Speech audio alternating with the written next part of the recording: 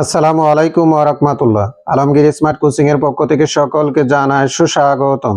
সুপ্রিয় viewers, HSC পরীক্ষা 2026 সমাজকর্ম দ্বিতীয় পত্র দ্বিতীয় অধ্যায় সৃজনশীল জ্ঞানমূলক প্রশ্ন নিয়ে আজকে আলোচনা করব। 1. চিকিৎসা সমাজকর্ম কাকে বলে? 2. বাংলাদেশে চিকিৎসা সমাজকর্মের যাত্রা শুরু হয় কত সালে? 3. বাংলাদেশে কোন মেডিকেল কলেজে প্রথম চিকিৎসা সমাজকর্ম কার্যক্রম শুরু হয়? 4. ক্লিনিক্যাল সমাজকর্ম কি? 5. ক্লিনিক্যাল শব্দের ব্যুৎপত্তি লেখ।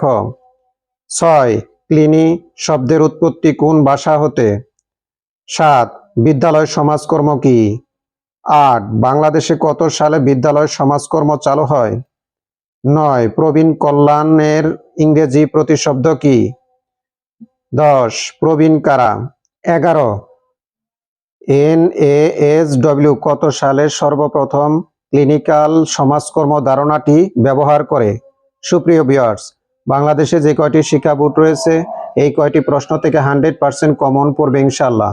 ভিডিওটি যদি ভালো লাগে নিজেরা মনোযোগ সহকারে দেখবেন, পাশাপাশি সবাইকে দেখার জন্য সুযোগ করে দিবেন।